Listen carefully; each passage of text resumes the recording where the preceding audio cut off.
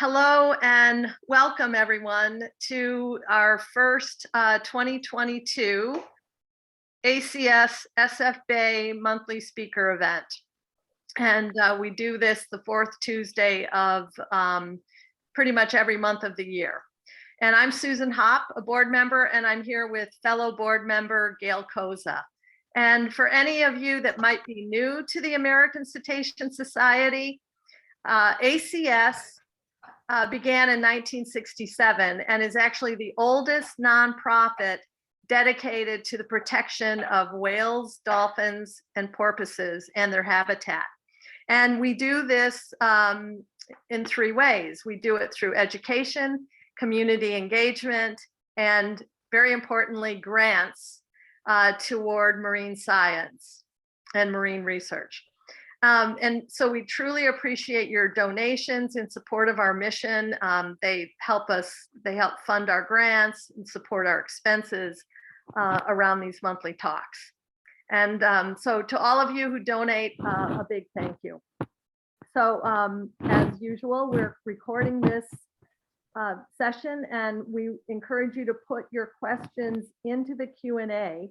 And after the presentation, we'll do our best to get to those questions. And tonight we are focusing on a major cause of whale death on our Pacific coast. And our speaker is Cotton Rockwood.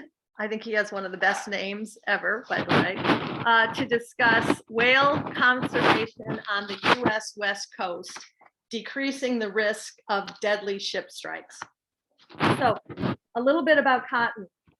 He is a senior marine ecologist with Point Blue, working on problems ranging from marine spatial planning to minimize whale strikes from ships, to evaluating the economic and ecosystem importance of forage fish. And in his own words, Cotton's overarching mission is to understand and mitigate the impacts of human activities to marine ecosystems, food webs, and top predators by leveraging the excellent long-term Point Blue marine data sets and working with management partners. He is a native of Sonoma County. He attended University of California, Davis for his bachelor's in science, and he did programs abroad in tropical ecology in Costa Rica and in marine biology at the Bamfield Marine Station in British Columbia on Vancouver Island. And this led him to Scripps Institution of Oceanography and its Center for Marine Biology and Conservation, where he received his master's degree in 2010. And currently he is in some of the last stages of completing his PhD work. His doctoral research quantifies human impact to marine ecosystems, and particularly top predators such as seabirds, with resulting tools for transnational management of wide-ranging organisms. So we are living in the time of the Anthropocene. And Susan, we're losing your audio, sorry. Okay, so that's better, that's better. Yeah, I just wanted to conclude by saying, given that we're living in the time of the Anthropocene, I think we're really going to learn a lot tonight. So Cotton, thank you so much for being here and take it away. All right. Thank you so much, Susan. Thank you all of you participants for being here and joining us tonight. I really appreciate it. And thanks to the San Francisco chapter of ACS for inviting me to give this talk. I am honored to be here. I'm going to talk to you, of course, about ship strikes and whale conservation, specifically along the west coast of the US, California, Oregon, and Washington. And this is work that I've been doing with Point Blue Conservation Science, which is an organization located in the North Bay. I'm going to tell you a little bit about Point Blue before I move on and dive into the research that I'm going to talk about for the rest of the time. So Point Blue is a nonprofit that was founded in 1965 as the Point Reyes Bird Observatory. Some of you who are local to the Bay Area may know it as Point Reyes Bird Observatory, or PRBO. And since that time, it's grown both in what kind of science we do, as well as in size. We're now about 160 scientists. And we also manage a lot of important data, scientific data.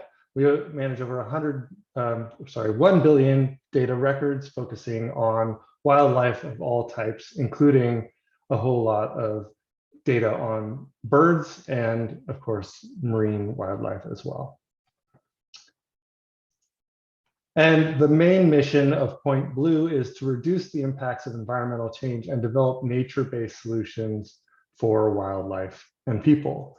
And some examples of things that we've done around that, and in specific in the Bay Area, are restoring some of the Bay tidal wetlands, preparing for sea level rise. We have a tool that's helping managers up and down the coast develop mitigation strategies for sea level rise.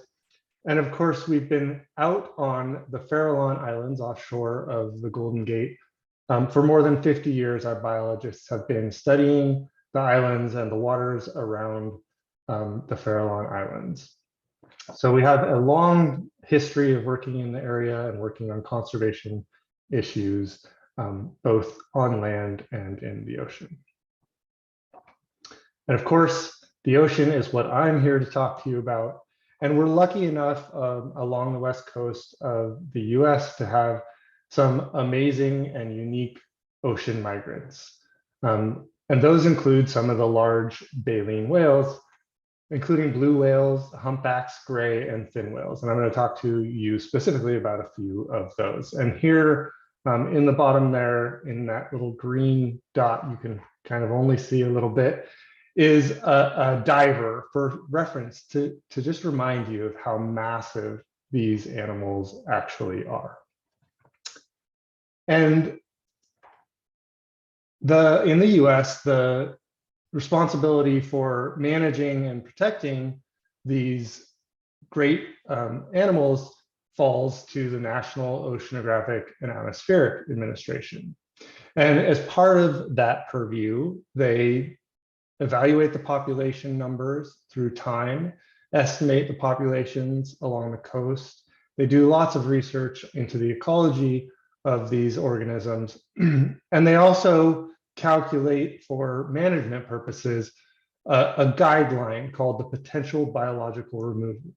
And what that number is an estimate of the number of animals that can be taken by human causes, killed by human causes in a year, and still make sure that that population is able to recover and reach and maintain a sustainable population level. And so you can see here for blue whales, the current population estimate is just a little under 2,000. And the PBR, that maximum take, is estimated to be about 7 whales. And this is from all different kinds of human-caused mortality. For humpback whales, which are listed as both threatened and endangered, depending, there's a couple of different populations. The estimate for the West Coast population is about 5,000 individuals, and the maximum take is about 29 per year. And for fin whales, the population is about 11,000, and the maximum take is 80 whales. So that gives us a little bit of perspective about these populations which are recovering from the historical whaling that occurred, and in general have improved their status over time and are doing well, partly because of these proactive strategies that help to keep from taking too many whales from the population through human activities. So along with these great migrants on our coast, we actually have some others, and those are actually the human ones. And so we have massive vessels that traverse our coast 80% of the world's commerce moves through maritime transport. And these very, very large vessels absolutely dwarf the size of the marine giants that we were talking about before. So this is approximately to scale, with whales really being tiny compared to some of these large vessels. And unfortunately, that means that these vessels, as well as smaller vessels in addition, have the potential to interact with and strike whales and kill them. And across the world, ship strikes are actually one of the major causes of human mortality for large whales in particular regions where there's an overlap between heavy shipping activity and habitat use by these whales. And over the years, you have probably all seen various news articles come in about whales washing up on shore. They're found dead, and there's a whole team of scientists. Sometimes that they are able to, when these carcasses are found, they're able to go and look at the cause of death and document what happened to these whales. And those are called strandings, when a whale washes up on shore. It's a pretty tragic event, and pretty awe-inspiring to see these animals up close and personal on shore. Unfortunately, they can't always be recovered, and they can't always, the cause of death can't always be determined, but it is one way of determining what the interactions are between humans and these whales. Unfortunately, we know it's not a very good way, but let's have a look at what the stranding accounts for in terms of the estimates per year along the West Coast compared to those federal guidelines I was talking about before.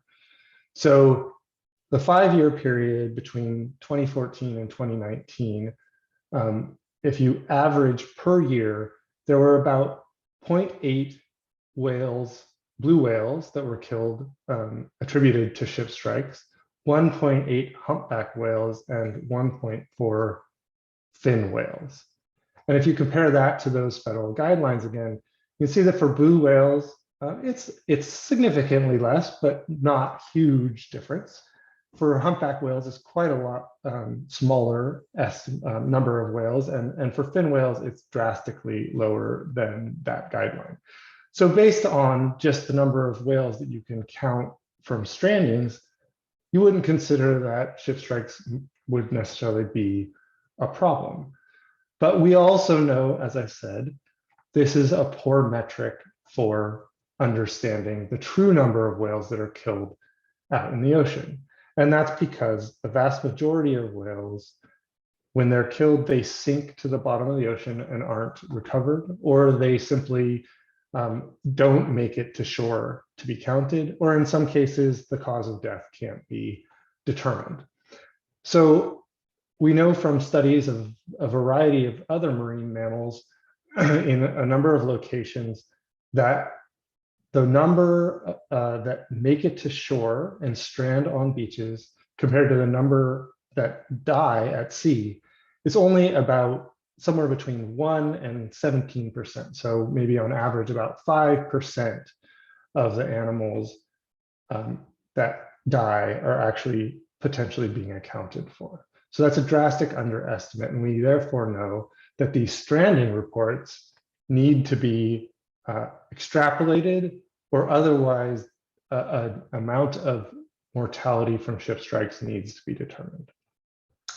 And so that's what we set out to do in the beginning of some of this research, where we adapted a model that had been developed for ship strikes of manatees and whales by Dr. Martin et al., and applied that to the whales along the West Coast. And we added to the model the ability to convert an estimate of the number of encounters between ships and whales to an estimate of the number of deaths by looking at the probability that an encounter would actually result in a strike and the probability that a strike would result in a mortality. And in order to do this, we needed vessel data and data on the whales. The vessel data comes from the Automatic Identification System, or AIS. This is a navigation system that all large vessels in the US are mandated to carry, and many other vessels, more and more as time goes on, are also utilizing. It was originally developed in order to enhance maritime safety to avoid collisions. And it's a radio system that broadcasts the position, the speed, and various vessel characteristics. And because it's a radio-based system, it's also publicly accessible data. And so we can take that information and extract from it information on the vessels that travel in our study region, which for this particular project was the exclusive economic zone of the West Coast states. So that's out to 200 nautical miles offshore of California, Oregon, and Washington. And we extracted the speed, the draft, or the depth in the water that a vessel reaches, the distance traveled, the count, the number of vessels traveling in each location, and the beam, or the width of the vessel. And all of these things feed into that model that we developed. In addition, along the West Coast, we're lucky enough to have really fantastic research that occurs on these animals. And so NOAA, the National Oceanographic and Atmospheric Administration, does regular standardized surveys of the entire exclusive economic zone in order to assess these animals. And Dr. Elizabeth Becker and colleagues have used those sightings to develop and train models on the distribution and abundance of these species. So we have really high quality statistical predictions about where these animals occur and in what numbers. And so those information were also provided and fed into our model. And when we run that model, this is the predictions that we see for blue whales, humpback whales, and fin whales throughout the exclusive economic zone. And unsurprisingly, the highest predictions for mortality occur where there's a lot of vessel traffic traversing in and out of the Southern California, LA, and Long Beach ports, and here off the coast of San Francisco Bay Area as well.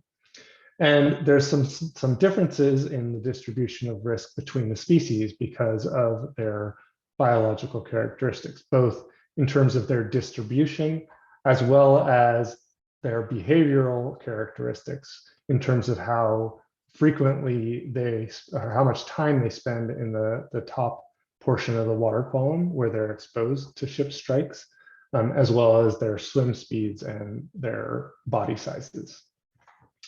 And in addition, you can notice that for humpback whales, there is some predicted risk, elevated predicted risk off of Northern Oregon and Washington, but that is much more minimal for blue and fin whales. And if we integrate these estimates across the entire area, we get an estimate for the number of deaths. And this is actually a seasonal estimate because of when those density predictions and abundance predictions are made for the peak period in the summer and fall when whales are most abundant in California, Oregon, and Washington waters. And that estimate then is for 18 deaths, blue whale deaths per year, and for 22 humpback whale deaths and 43 fin whale deaths that occur during this peak period. So those are pretty significant. And if we circle them back and look at the estimates, the predictions compared to the federal guidelines that I was discussing earlier, we see that for the blue whale, the predicted number of deaths is actually quite a bit higher than the federal guideline. For humpback whales, it's on the same order of magnitude. It's actually a little bit lower. And for fin whales, it's significantly lower. Now, it's important to remember that this estimate, the federal guideline rather, is for the amount of deaths caused by all human causes. So that includes other major sources of mortality for these whales, like entanglement, which account for another significant number for these different species. So looking at the comparison here, we see that there is a significant concern that this level of mortality from ship strikes could be a problematic for the long-term viability and sustainability of these populations. Another thing that we wanted to look at from this work was to think about the management needs and what the potential solutions would be going forward. And to think about that in terms of the spatial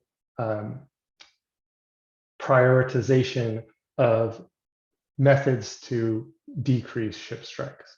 And so if we look only at the top 10%, the highest 10% of mortality predictions for our model, we can see that the areas here in red, which is those top 10%, is much smaller than, of course, the entire exclusive economic zone. It's only about 10% of that area, but it includes 74% of blue whale predicted deaths, 82% for humpback whales, and 65% for fin whales. So the vast majority of predicted strike mortality could be addressed if we put in place management measures within this restricted area.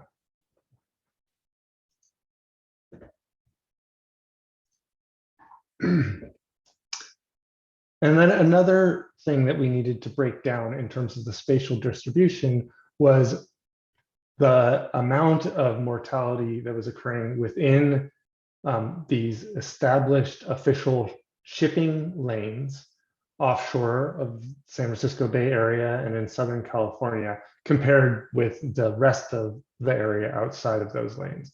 And that's because these areas are particularly of high concern because so much traffic, vessel traffic, is concentrated within them. And also historically, since this problem was really began to be addressed by management actions from NOAA, the lanes have been the focus of those actions. So if we look at the number of predicted deaths within the lanes, and that's the combined area of both the Southern California and San Francisco lanes, most of the strikes are occurring outside of those areas. For blue whales, 86%, for humpback whales, 81%, and for fin whales, 96% are actually occurring outside of those areas. So we know that while we may be able to address a good portion of strike risk by focusing on management actions within the lanes, there's a very large proportion that we need to look outside of the lanes to address. So from looking at this sort of broad perspective across the whole West Coast, the conclusions we come to are that strike mortality really may be concerning for blue and humpback whales. We need to be considering this as a potential risk to those populations. That a lot more strikes are occurring outside the shipping lanes than are within. But nonetheless, we can still address the vast majority of strikes by looking at just 10% of the ocean area, rather than having to deal with management that covers the entire exclusive economic zone, excuse me. And that the lanes nonetheless are still high priority areas. So even though just a relatively small proportion of strikes are occurring within the lanes, the intensity of strike risk is still vastly higher within those areas. So it's by dint of the fact that the rest of the EEZ is such a large area compared to the small regions in the shipping lanes that there are so many more predicted strikes outside of the lanes. So that means the lanes are really a good place to start. And we know that that may be even more exacerbated by particular patterns in terms of whale biology and space use. So on the left here, you can see a track of a tagged whale from Cascadia Research Collective. They put a transmitter, a GPS transmitter on a whale in Southern California. You see it traveling up north, just offshore of the Bay Area. And that inset shows you once it reached that region, it spent a whole lot of time traveling around, moving just within the greater Farallones area offshore of San Francisco, and particularly focusing where the continental shelf moves into the continental slope right there at the edge of the continental slope. And we also know from work by Cascadia Research Collective and John Kalmbakidis, as well as colleagues, that if you look at the number of sightings in these maps to the right, as well as the predictions from the work by Dr. Elizabeth Becker, you can start to identify particularly high use areas. And so that's what John Kalmbakidis did with a paper that identified biologically important areas for a number of cetacean species. So that's BIAs there. And those areas outlined in blue are identified as particularly important areas for the use of blue and humpback whales. And what you see is that those overlap with the shipping lanes that I showed you before, both in Northern and Southern California.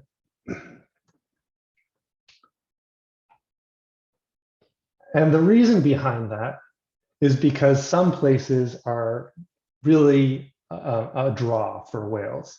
There's a whole lot of biological activity, and that includes the region in the greater Farallones offshore of San Francisco Bay, as well as off Point Conception, where those Santa Barbara Channel shipping lanes traverse. And that happens because of the geography and the prevailing winds that causes upwelling, cold, nutrient-rich water, which leads to very high productivity. The plant life does well, which leads to development of zooplankton and krill, one of the main sources of food for these large whales. And so at Point Blue, we also have a long-term research program where we do surveys at sea off of the Bay Area, and we look at the distribution of whales and as well as taking information through acoustic measurements of krill distribution.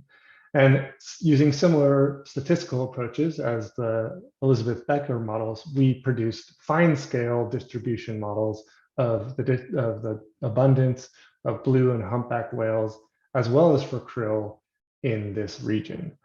And we find that by looking at a statistical measure, the Geddes or GI star, that determines sort of the intensity of habitat use, how many whales are using a particular area, but also how much they use that area through time, we can find where the hotspots of habitat use are in our region. And unfortunately, for both blue whales and humpback whales, those overlap significantly with the ends of the shipping lanes as they currently are distributed. And we can also look at the importance in terms of feeding behavior specifically. There's a way that we can look at the trophic utilization of a food source like krill by a predator, such as the humpbacks or blue whales. So in the top left panel on the right, you can see these red areas are high trophic overlap, meaning that's where these whales are using the krill resource extensively. And the lower areas, the deeper blues, are where those there's actually some avoidance of the predators by the prey.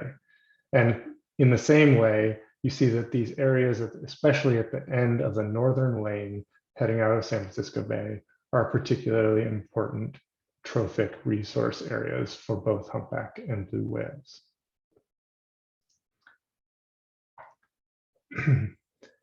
And then we've also got some work that we've been doing at Point Blue.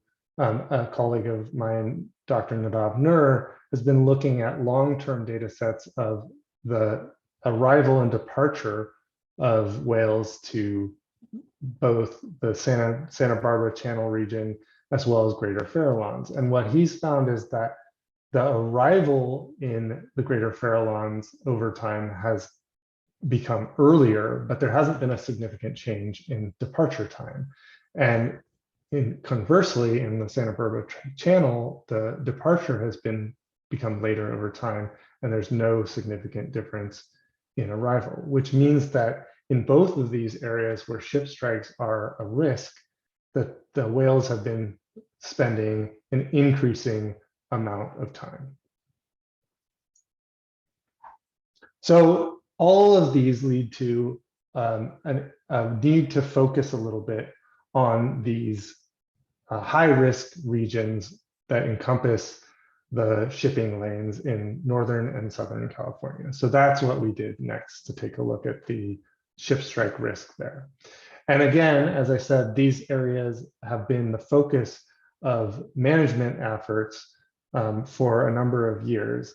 Both areas have what are called voluntary speed restrictions. So those are programs where the National Marine Sanctuaries request that mariners, large vessels, travel at 10 knots or less in order to decrease the likelihood of a ship striking a whale.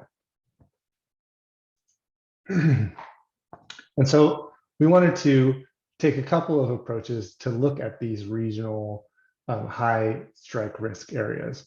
First, we wanted to just look at a refined estimate of mortality in each of the areas. Then we wanted to assess what the results have been for those voluntary speed reductions since they've been instituted. And finally, we wanted to think about what, if we changed some of the management approaches, what would be the results in terms of the change to ship strikes. And based on those results, then recommend some actions that might improve the programs and decrease ship strikes. And so if we apply our model to these areas, for the Northern California ship strikes, we get a refined estimate of 2.7 blue whale deaths per peak season and 7 humpback whale deaths per peak season. And similar to the coastwide analysis, you can see that the blue whale risk tends to be shifted a little bit further offshore, whereas humpback whale strike risk extends further in on the shelf, which is a result of their different habitat preferences.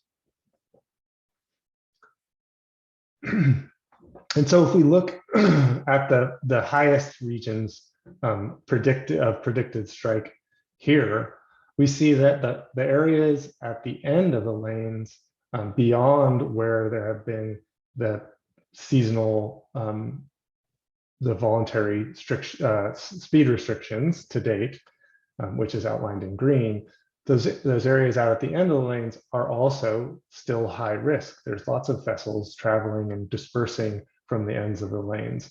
And so those would be high priority areas to add to the voluntary speed restriction program in order to decrease strikes. And then when we look at Southern California, the estimated number of blue whale deaths is 8.9 per year. For fin whales, it's 9.7.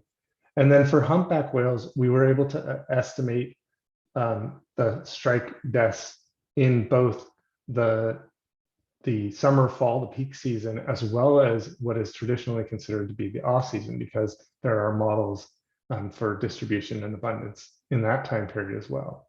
And what we see is there's a prediction for 4.6 deaths in the peak season, but in fact, in the what's considered the off season, the whales move a little bit further offshore, are distributed a little more broadly, and the estimate for strike risk is actually higher, which is certainly concerning because we weren't able to assess that that time period in the coast-wide assessment.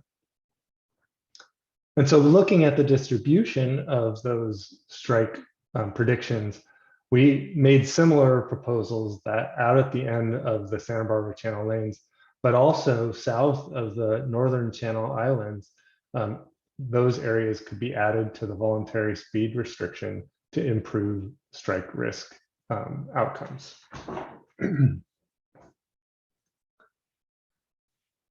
And then again, we wanted to look at what would happen if we had, what has happened historically with these voluntary speed restrictions. What has been the effect? And so we developed an approach to look at the difference in speeds during and outside of the voluntary speed restriction period and predict what the difference in mortality would have been given those different speeds.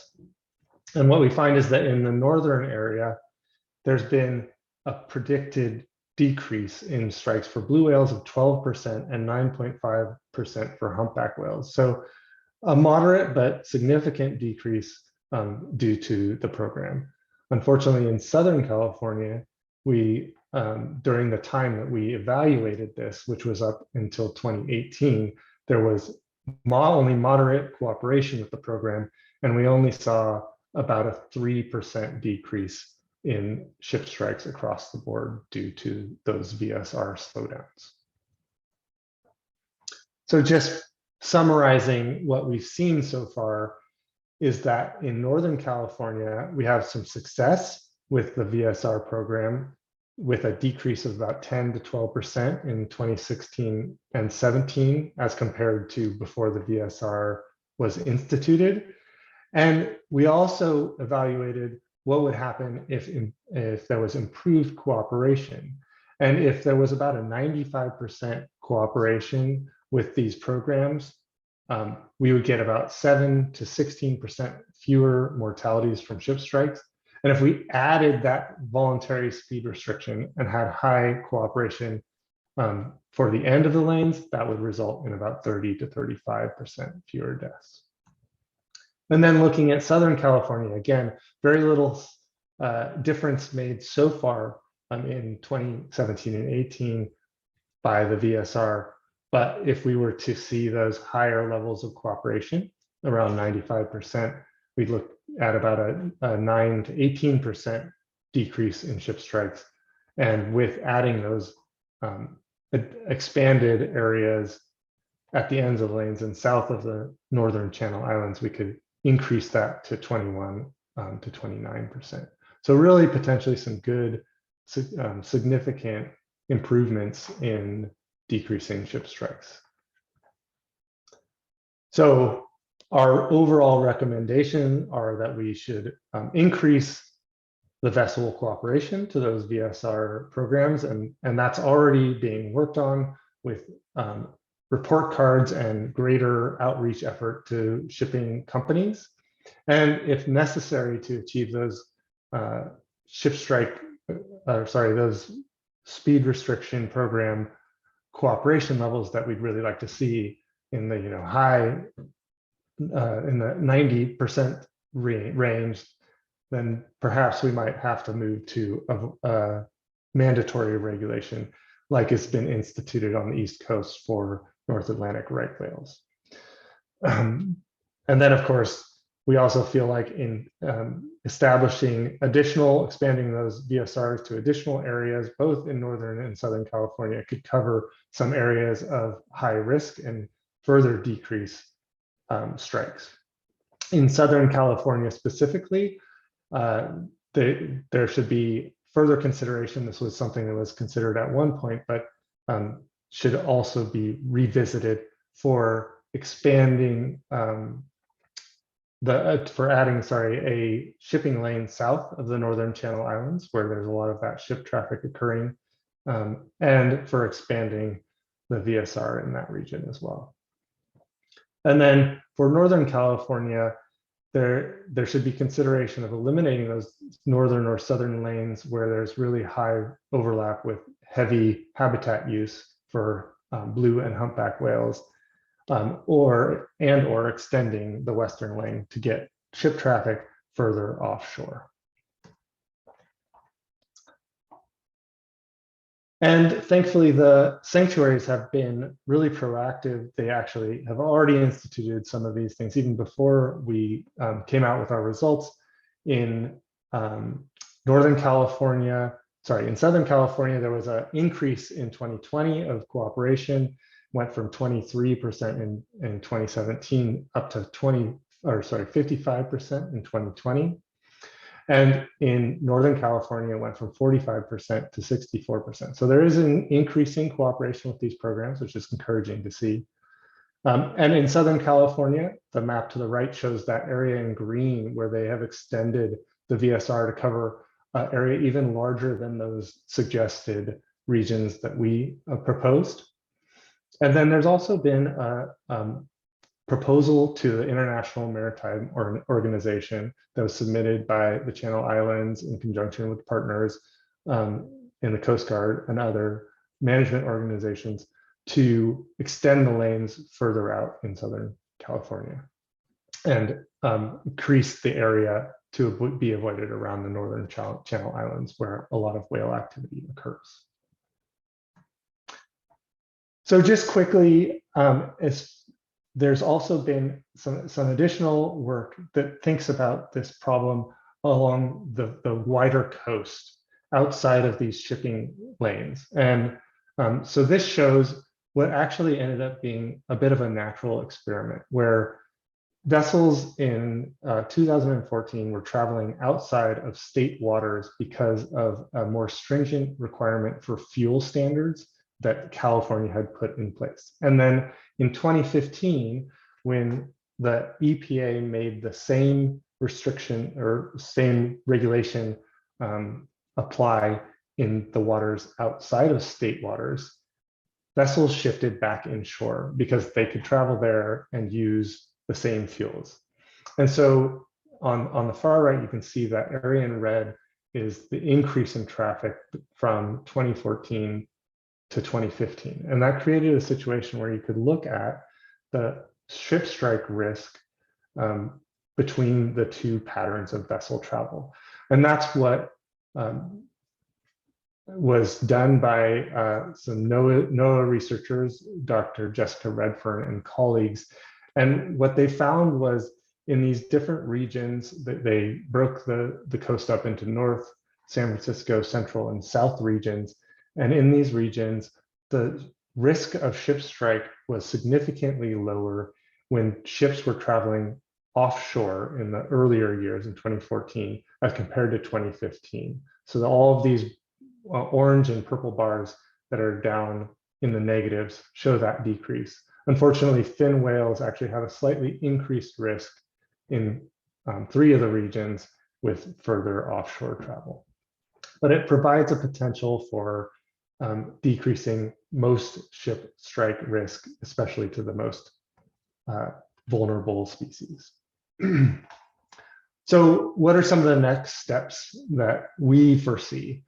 How can we address high risk along the Central Coast? There's actually a process underway that's just getting going, a port access routing study. And that's a process that the Coast Guard takes to determine the safety of current patterns of vessel navigation and the potentially enact changes to increase safety for those vessels, as well as to address impacts to the environment and other considerations.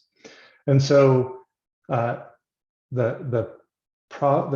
possibility of shifting traffic offshore is indeed a potential part of that study. if we could extend lanes offshore in Southern California, has already been proposed to the IMO, and do that as well in Northern California, that could shift traffic offshore and avoid the shelf and shelf break where whales spend most of their time. And then, as I already mentioned, simplifying the Northern California shipping lanes so that the Western lane was the only lane would avoid some of those high risk areas to the north and south.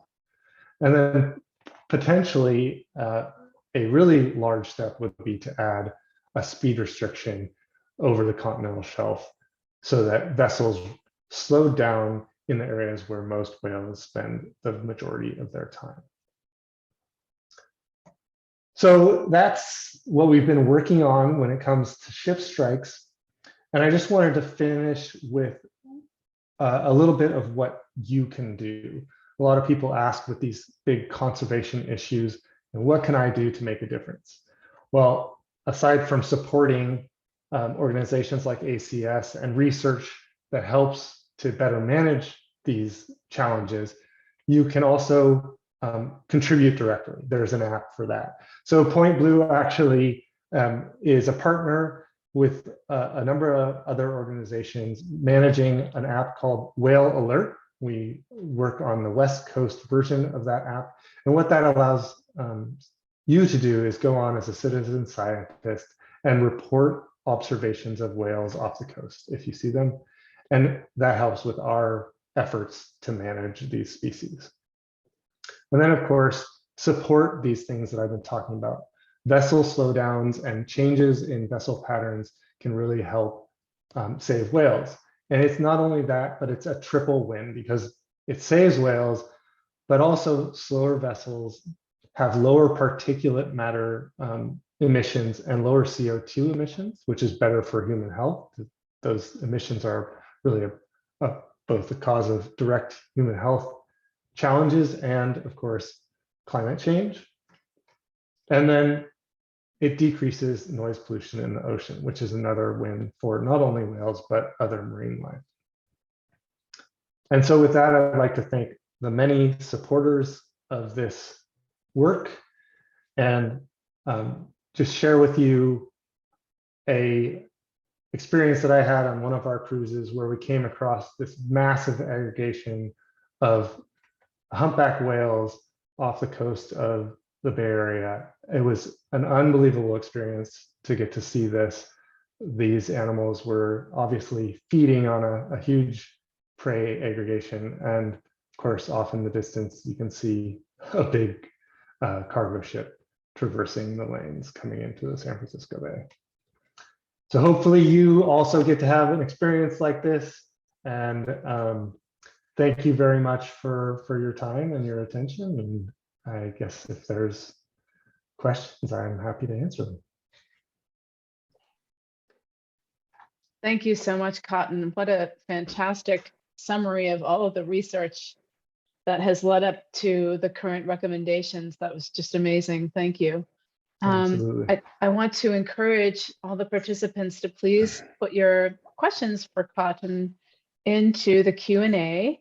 And I do see a couple of questions for you. First question is, are there similar statistics for gray whales? It's a good question.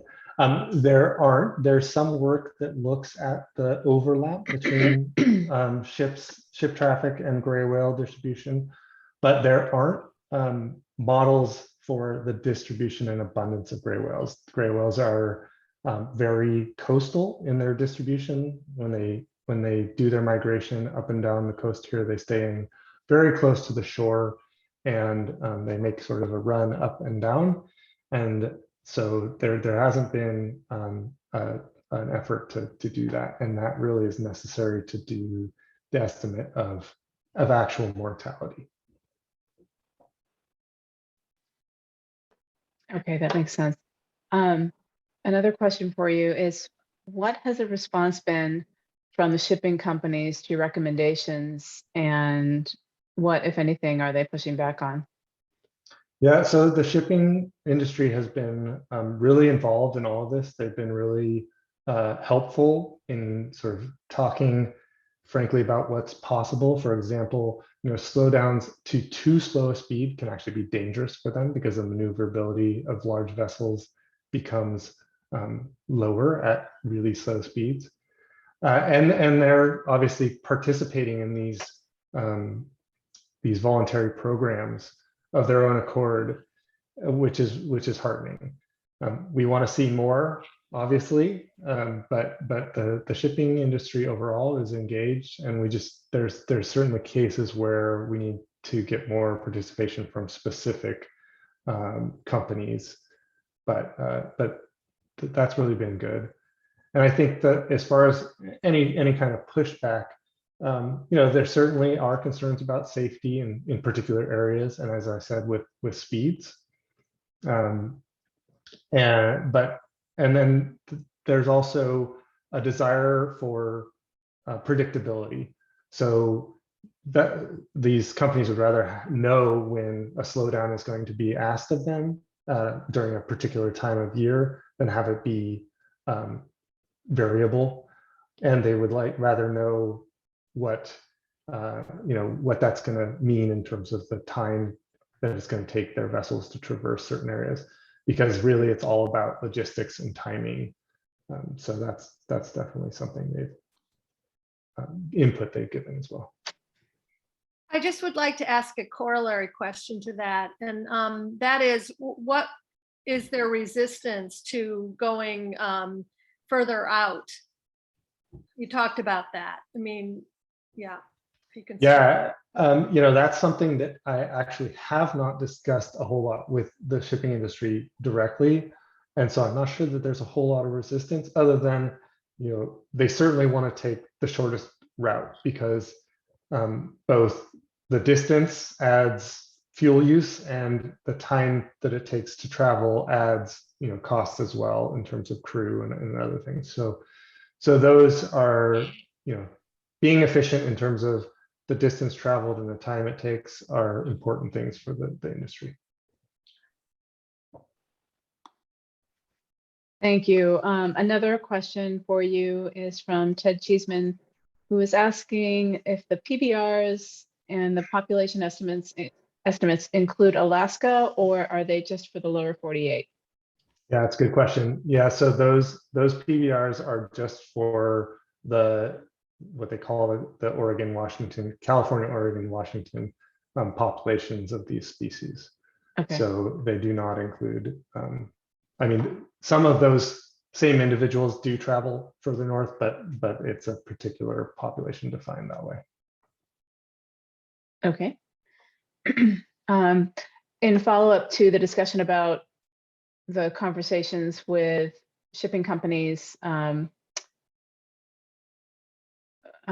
one participant noted that there's been, of course, we all realize, a global change with the supply chain because of the pandemic. And to your knowledge, has this affected the shipping lane activity and the whales?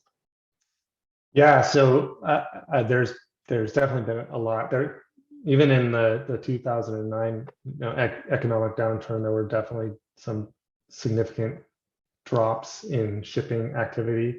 I haven't looked at the actual vessel data for these last few years, and so I don't know what that has meant, but I imagine it has resulted in a decrease in ship traffic. Another thing that happened is that because of all of the logistics challenges and backups in port activity, in the actual unloading of vessels, there was a huge backlog of vessels that started accumulating, particularly offshore of Southern California. And so they had all these vessels anchored or loitering right off of LA, Long Beach. And while that's not necessarily a problem for ship strikes, it was a problem for the pollution that they were potentially creating. And so they created a new program where those vessels are asked to stay further offshore, which also means that when they're offshore, they're assigned their place in line to be unloaded. And that results in, there's actually a process where ships would often sort of rush to get to the location where they could be assigned their unloading status. And so they would travel faster and in some cases ignore these speed restrictions because of that. Because if they didn't make their time slot to be unloaded or get assigned in time, then they would have to wait a much longer period and it would cost the shipping companies a lot of money and time. Wow, interesting effect of these changes related to the pandemic and the global supply chain. Okay, we have a couple of related questions, so I'll ask them together. Mariana Chavez Andrade says that as far as she can see, the voluntary speed reduction is working well, but she's wondering, for companies that don't cooperate, are there any ways to do mandatory vessel velocity reduction? Yeah. And related to that, Bonnie Carth asked, where can I find your campaign for solutions to make change among vessels and companies? So how can the public help with forcing those companies to make changes?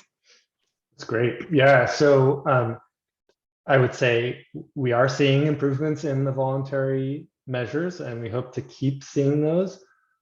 It's been a bit slow. These programs have been in place, well, since 2012 in off of San Francisco, and since I think the first year was about 2009 in Southern California. They've changed a little bit through time, but to only be at a little over half of the vessels participating after that many years is maybe a little less than we would hope for. So I think that they can do much better, and we hope to see significant improvements in the years coming. There's more effort going into improving those, so that's been helpful. There are options for requirements for mandatory speed restrictions, and those have been put in place, like I said, on the East Coast for the North Atlantic right whale. The thing about that is that we really don't want to place a heavy burden on the shipping industry if it's not really necessary to preserve these populations. And so there's a bit of a trade-off that's needed, and that's sort of been the challenge that NOAA has faced in working with these programs and trying to improve them and get results. As far as how you can contribute and support these programs, I would say do everything you can to support the National Marine Sanctuaries. They've been sort of leaders in addressing these efforts. You can certainly go to Point Blue's website, check us out as an organization. We do a lot of great work. You can support us directly by donating. Even small amounts are helpful. And there's also a program that is ongoing, which I didn't talk about, we've done some work with, called the Blue Whales and Blue Skies program. And that's actually an incentive program to get vessels to slow down. And so the sanctuaries, along with air quality control boards in Southern California, and now it's expanded to the Bay Area as well, and in cooperation with the ports of LA Long Beach and the Port of Oakland, are providing incentives for vessels that travel slower. And again, it's about that triple bottom line of decreasing strikes, decreasing noise, and decreasing pollution. And so that is a program that continues to need support, financial support. And so you can support that in terms of you can go and look for the website. They have a website where you can look at some of their work and just getting the word out, as well as encouraging your representatives to provide financial support for that program. And Cotton, you said that program is called Blue Whales and Blue Skies? Exactly, yes. Okay, all right. Yeah, that I was curious in follow-up to that, curious if any organizations had explored providing incentives to the shipping companies that do, voluntarily reduce their speeds around access to the ports. And it sounds like that might be what the Blue Whales, Blue Skies program is doing. Yeah, exactly. And there's Mhm. also, so that's a more expanded program, and that covers, the all the way out to the end of the Santa Barbara Channel lanes. Mhm. And then of course out off of San Francisco Bay and the lanes out there. There's also a port program, which has been around for even longer in Southern California, which provides incentive. The port is what provides the incentive, and that's again similar to what I was talking about, where they assign the berth for the vessel and they assign the offloading crew to the vessel when they reach this certain area outside of the port, and then if they abide by the speed restriction that the port asks them to. Love it. That's great. Okay. An earlier question that I want to circle back to was if you could share a little bit more about noise pollution. I missed the part of the conversation where you brought it up, but I think you brought it up earlier. And Malin Nguyen is asking if you can just elaborate on that a little bit. Yeah, absolutely. So, the ocean isn't a completely quiet place naturally. There's a lot of natural sounds, but human activity has added a significant amount of sound to the ocean. And that comes in the form of vessel transits. These big ships make a lot of noise as they move, but also other things like Navy sonar or seismic exploration for offshore oil and gas, or even for acoustic systems that are on fishing vessels to try and locate fish. All those things are putting sound into the marine environment. And because whales and a lot of other marine organisms communicate using sound, and in some cases they actually image their environment using sound sonar, right? Which many of the toothed whales and smaller cetaceans do. The added sound in the ocean environment interferes with those capabilities, both in terms of communication and in terms of their behaviors. And so that in some cases has been shown to disrupt their behavior and potentially has larger effects on health and population viability. Great, thank you for that. Mary Jane Schramm is asking, well, stating that for decades there was no appreciable increase in the California, Oregon, Washington blue whale population. She's wondering if if they are still flatlined in terms of population growth, or if there has been any growth over the past couple of years. Yeah, so the most recent estimate for the population is a good bit higher than it was historically. And that's in part because there was a set of surveys done by NOAA in 2018 that had different spatial coverage than they had done in the past. So in the past, they sort of evenly covered the whole exclusive economic zone. And that means that the nearshore area where those whales spend a lot of time wasn't as covered as exhaustively.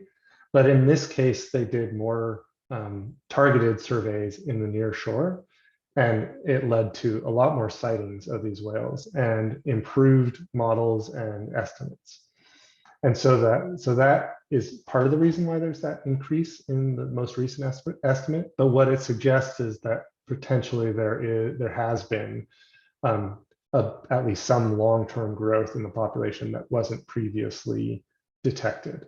It's hard to know because the data is a little bit different, but that's sort of the newest information out there. that's positive news. Yeah.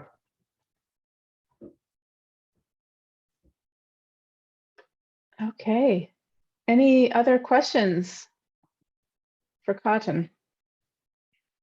I actually had a question. You had a slide on corporate responsibility, Cotton, regarding the companies, and if I saw it correctly, I think you said something about 165 different companies. Yeah, that was just actually just an example, and I think that is was actually from the East Coast, but they're employing similar approaches here. It's kind of a report card system. They do it where they evaluate, the cooperation of these different companies with the programs and sort of rate them on how well they're doing. They do that in the voluntary program as well as the incentivized program.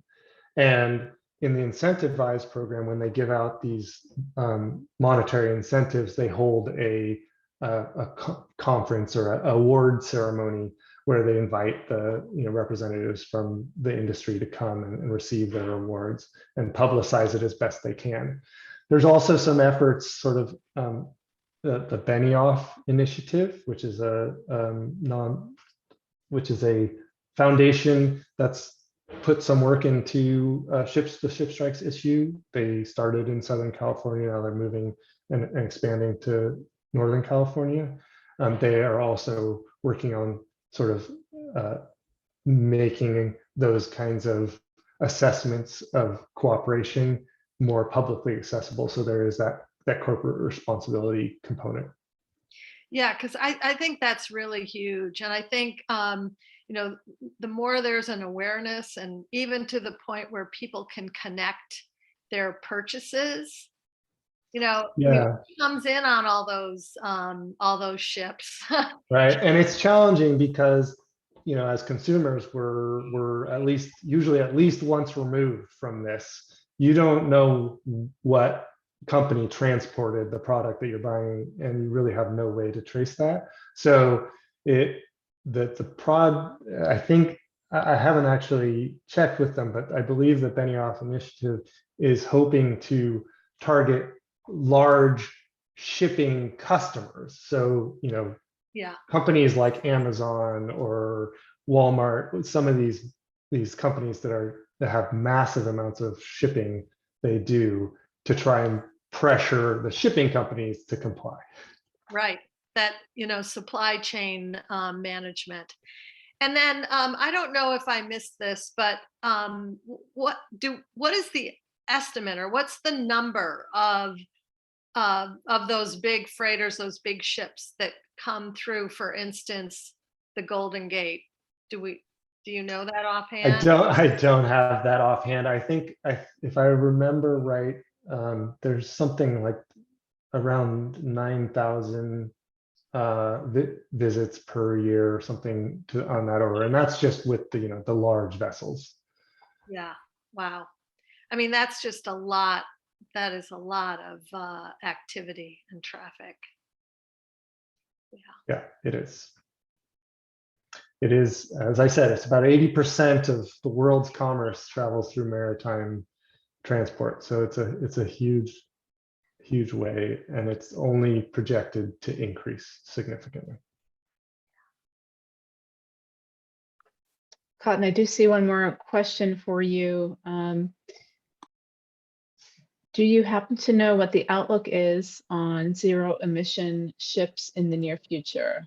That is a great question. And I don't, other than that I have seen various companies working on trying to design and build low emission and zero emission vessels. I've seen designs that are like, cargo ships powered by sail, which seems crazy, but you never know, to, electric vessels. And I just saw actually an article about the first natural gas tanker that was all electric, that's now transporting natural gas between Australia and Japan, I believe it was. So there is some progress on that front, and I think there was recently Europe added shipping to its accounting of emissions. And so that's most likely going to put pressure on the shipping industry to drastically decrease emissions over the next 20 to 50 years.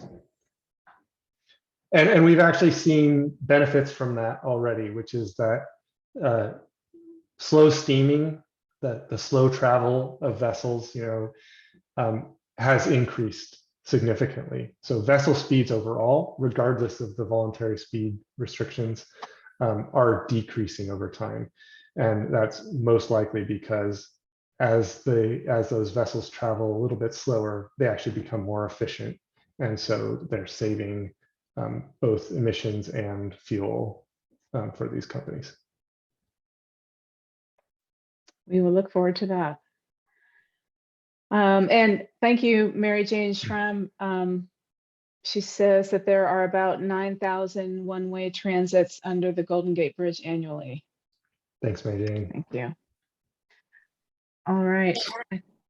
I just want, I mean, that's just amazing, when Yeah. you divide that by, monthly. And I mean, who knew? We go over the Golden Gate Bridge. We have so many great vantage points, and it's good to keep that in mind. Yeah. And reduce our consumption when we can. And some of you may be aware there's been a lot more whale activity right near and inside of the Golden Gate, so there's the potential additional risk there as well. Right, in the bay. Yeah.